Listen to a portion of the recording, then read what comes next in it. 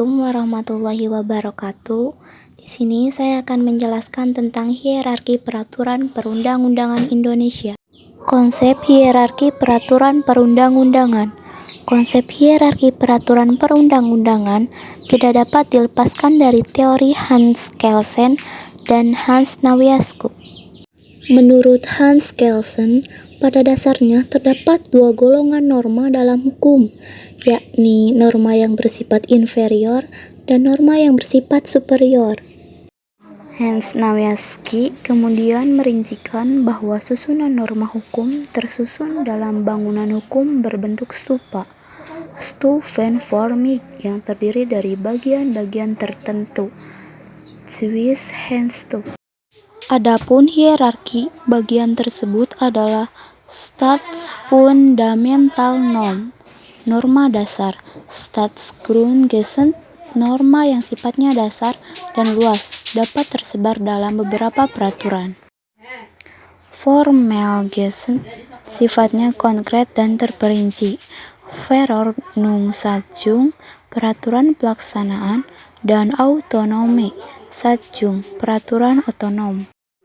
Ketentuan Pasal 7 Ayat 1 Undang-Undang Nomor 12 Tahun 2011 menerangkan bahwa jenis dan hierarki peraturan perundang-undangan di Indonesia terdiri atas A. Undang-Undang Dasar Negara Republik Indonesia tahun 1945.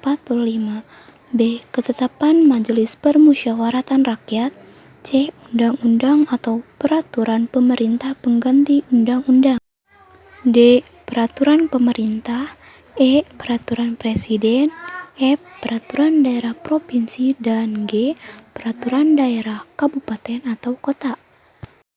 Berdasarkan ketentuan tersebut, dapat kita ketahui bahwa hierarki peraturan perundang-undangan di Indonesia yang paling tinggi adalah Undang-Undang Dasar 1945. Kemudian, penting untuk diketahui bahwa kekuatan hukum peraturan perundang-undangan yang disebutkan berlaku sesuai dengan hierarkinya, dan peraturan perundang-undangan yang lebih rendah tidak boleh bertentangan dengan peraturan perundang-undangan yang lebih tinggi.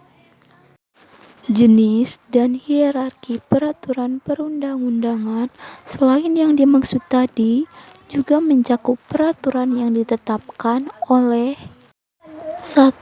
Majelis Permusyawaratan Rakyat atau MPR.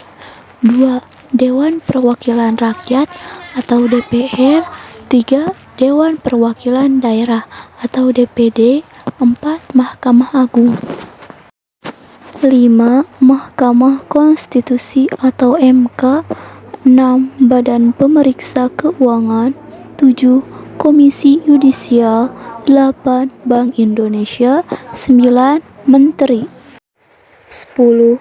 Badan, lembaga, atau komisi yang setingkat yang dibentuk dengan undang-undang atau pemerintah atas perintah undang-undang. 11. Dewan Perwakilan Rakyat Daerah, Provinsi, dan 12. DPRD, Kabupaten atau Kota, dan Gubernur, Bupati atau Wali Kota, Kepala Desa atau yang setingkat. Prinsip-prinsip dalam hierarki peraturan perundang-undangan terdapat 4 prinsip, yaitu 1. Lex superiori derogat legi inferiori. Peraturan yang lebih rendah tidak boleh bertentangan dengan peraturan yang lebih tinggi.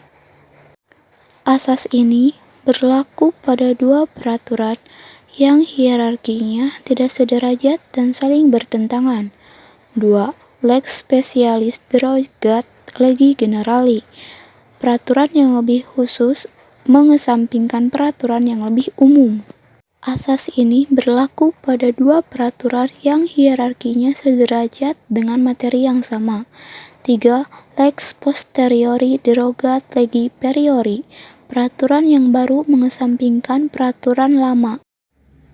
Asas ini berlaku saat ada dua peraturan yang hierarkinya sederajat dengan tujuan mencegah ketidakpastian hukum. 4.